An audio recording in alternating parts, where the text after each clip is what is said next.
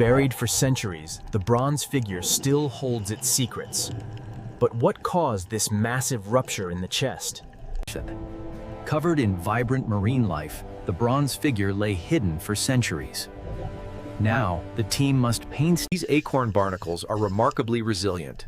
We must be careful to extract a clean sample without damaging the underlying bronze. Okay, start the inflation sequence now. Roger that. Bag 1 is fully pressurized. After decades lost to the deep, the colossal bronze Christ finally breaks the surface, a relic reclaimed by the modern world. Now, bring it down slowly. Watch the left side. Hold it right there. A little bit to the east. After weeks in transit, the payload finally reaches its destination. The real work begins now. Look at the density here. It's unprecedented for this type of alloy. Noted. We need more macro shots of the attachment points. This colossal bronze artifact, designated BG-3, was discovered submerged off the coast of Aramis. The laser grid is mapping the contours of the cavitation. We're seeing significant bioaccretion around the impact site. We need to analyze the internal structure and the interaction layer with the barnacles. This core sample will provide the necessary data. As you can see from the core sample analysis here, the corrosion layers show significant oxidation. This 3D rendering helps us visualize the degradation. We're targeting the active corrosion sites, highlighted here in crimson. As you can see, the red areas indicate active bronze disease, particularly here on the torso. But the blue coating suggests We have achieved the required tension on the lower support structure. Confirmed. The laser grid aligns perfectly across the surface now. The sagittal alignment on sector gamma is off by 2 millimeters. Adjusting the primary laser grid now. The dry ice blaster allows us to clean the delicate bronze without harsh chemicals, essential for preserving the statue's integrity. The high-pressure stream freezes the calcium deposits instantly, causing them to embrittle and shatter, revealing the dark, pitted bronze underneath. The first step is always the most delicate, carefully chipping away the calcified layers without damaging the bronze beneath. The 3D scan allows us to precisely locate the organic overgrowth. We must remove the anemone without... Years underwater left the bronze covered in thick kelp, posing a unique challenge for the team. You have to be incredibly careful with the dental pick, especially around the eye. These barnacles are stubborn, but the bronze underneath is fragile. Technicians work tirelessly to remove the deep-sea barnacles that have clung to the bronze for decades. Once the interior is cleared, we move to the exterior details. Removing these calcified barnacles is a slow, methodical process. You have to be incredibly careful here. One slip and you damage the bronze underneath. These are calcified, almost like stone now. We have to be extremely careful when removing the biological deposits. Once they are detached, we can use the pressurized water to clear the surface. This thick layer is mostly algae and calcium buildup. We have to be careful not to scratch the patina underneath. A sudden, powerful burst clears the accretion, demonstrating the remarkable effectiveness of the pressurized water jet. Hold position at 10 meters. Begin lateral movement east, very slowly. Confirmed. Moving east. Keep an eye on the stabilization harness. Utilizing the thermal imager, we identified the primary heat signature. Now, we apply a localized cooling method to stabilize the bronze. Look at this section right here. The cursive is almost completely intact. Yes, it's beautiful work. I'll hold the light steady for your shot. The high-pressure wash is essential for removing the decades of buildup and preserving the bronze underneath. We apply the reagent directly to the corrosion. If it turns this deep magenta, as you see here, this coating is essential. It's a paraloid B72, providing a reversible barrier against moisture and pollutant. This protective layer is crucial. It shields the patina from environmental factors and the oils from human touch. By slowly turning this knob, we regulate the energy flow. Watch the meters closely now as I initiate the stabilization pulse. As the water cascades over the surface, the true magnificence of the sculpture begins to emerge from beneath the encrusted dirt. I'm just trying to get into this deep crevice here without disturbing the original surface underneath. The conservation paste is carefully applied to the bronze, a crucial step in removing centuries of tarnish without damaging the surface. We use the plastic wrap to create a barrier, then secure it with masking tape to keep the compound stable while it sets. And as you can see, the difference is quite striking. This method allows us to remove centuries of grime without damaging the original bronze. I'm using a very fine yellow brush here to gently remove the patina without damaging the underlying metal. The white marker allows us to track the areas we've already assessed under the magnification. We're looking for microfractures in the patina. The angle grinder allows us to shape the raw bronze, but as you can see, it's a messy process. You have to maintain a steady hand, otherwise the structural integrity is compromised.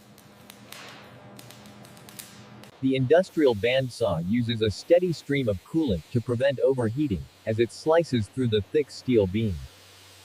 The internal truss work is critical. It is here, amidst the sparks and steel, that the true foundation of the statue is forged.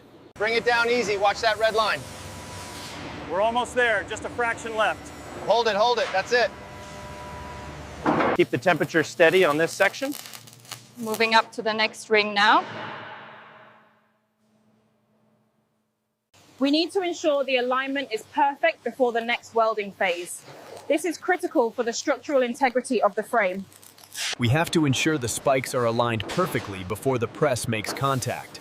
Otherwise, the structural integrity is compromised. The molten metal, glowing bright orange, is carefully poured into the molds, reaching temperatures exceeding 1500 degrees Celsius. Once the bronze cools, the real work begins. The outer mold must be carefully chipped away to reveal the sculpture within. The intense heat of the arc flash fuses the metal at a molecular level, creating a bond stronger than the original material. In the quality control area, precision is everything. Fitting these plates requires immense strength and meticulous attention to detail. This critical seam requires precision, as the molten metal reaches thousands of degrees during the welding process. We use the scanner first to ensure there are no subsurface defects before we finalize the quality control checklist here. This green solution, primarily copper nitrate, is brushed onto the surface. It reacts with the bronze, creating that The color match here is critical. We're looking for an exact hue within the acceptable green and brown spectrums. Looks like we have a perfect match. You have to be incredibly precise with the grinder, especially on the curves. One slip and you ruin the detail.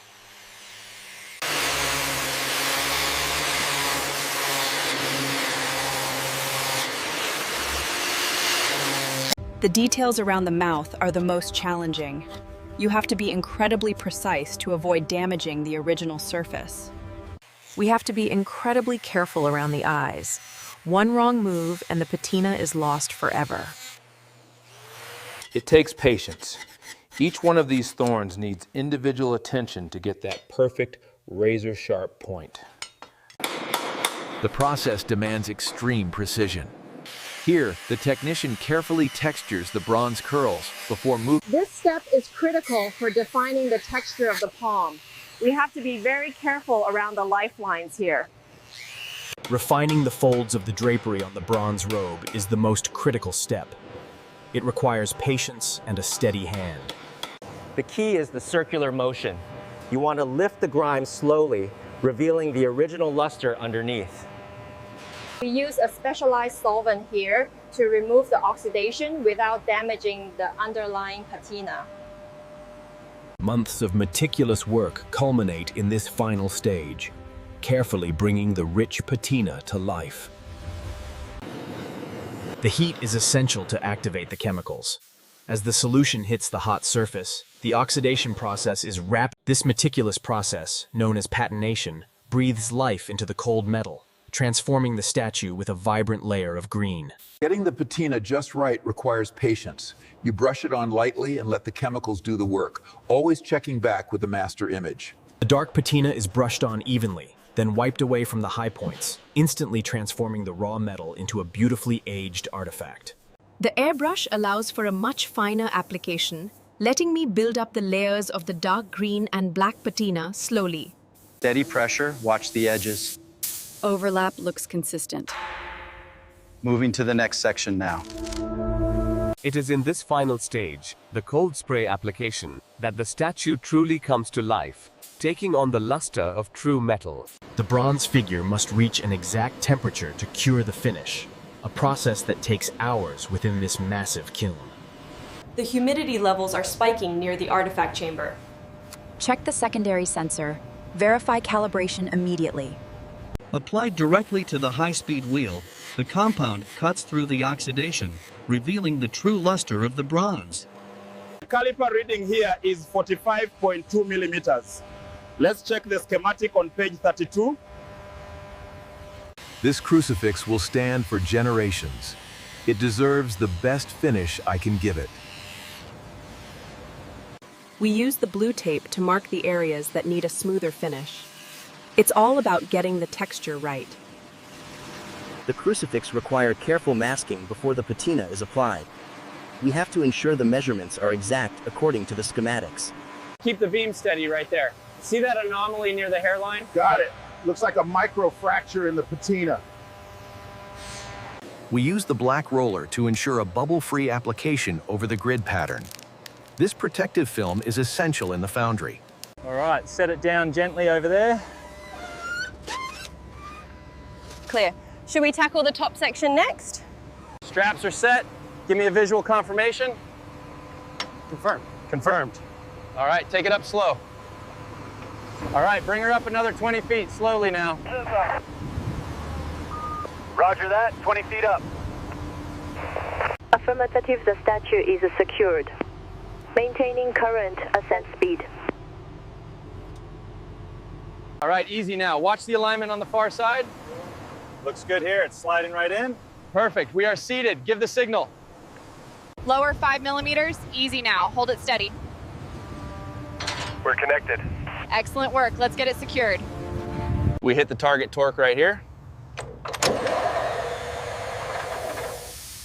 Perfect. This section is secure. We need to make sure this is fully secure. The grid alignment looks good from here. A vast webcam. The Cristo Rey project requires hundreds of hands working in shifts, ensuring the bronze beneath is perfectly preserved. This is where the real artistry happens, fusing the plates together, one careful pass at a time.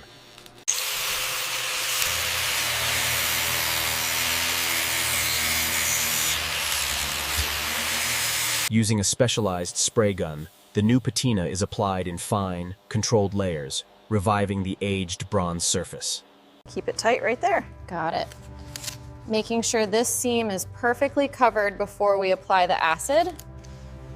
Through him, all things were made, and through him, we are saved.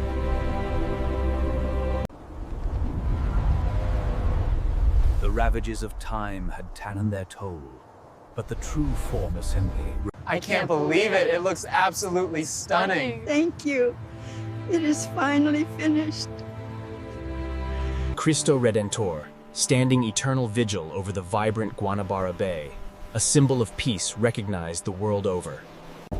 The comparison clearly shows the dramatic transformation, from the heavily encrusted state on the left to the pristine, shining bronze. The high-pressure water jet makes quick work of the centuries-old calcification, revealing the smooth bronze beneath. This meticulous cleaning of the crown of thorns reveals the masterful detail. Later, the focus shifts to the poignant red stigma. The statue, completed in 1928, has stood as a beacon of faith overlooking the treacherous coastal waters for nearly a century. Bring it down 20 feet. Easy now. Perfect. It's seated. All right, boys, project complete. The statue, known locally as BG_5, has stood resolute against the power of love. We did it! We finally finished it! Well done, everyone! As the camera slowly descends, the masterful craftsmanship of the fully restored BG5 statue is evident. We use the micro chisel here to gently lift the grime without disturbing the patina of the marble itself. It requires extreme precision. This clear coating is essential for protecting the bronze from oxidation. We apply it very carefully to ensure even coverage. The scale of the statue presents unprecedented challenges, but the team is utilizing cutting-edge laser ablation techniques. Specialized polishing tool is essential for removing the heavy oxidation that has built up over decades. It's a meticulous process. Right here, just above the main fissure, there's still some residual dust that needs careful removal before we apply the consolidant. The feet of the BG_5 statue are now completely clean. The bronze is polished to a high shine. After 3 years, the restoration is finally complete. We are so proud! As we pull back, the true scale of the Christus becomes apparent, a towering beacon within this cavernous space. We use the Mohs scale. The pencil lead allows us to test the precise hardness of the bronze without causing damage. It's crucial for preservation. The orange indicates the stress points we've identified during the structural analysis. It's a crucial step for quality control. The intense heat allows the metalworker to manipulate the patina, transforming the raw bronze into a rich, aged surface. This fine mist is crucial. It shields the newly restored bronze from corrosion, preserving the intricate details you see here. Bathed in the golden light of the setting sun, the majestic figure overlooks the vast ocean, finally complete after years of restoration. After all this time, the statue is finally restored. Great job, everyone!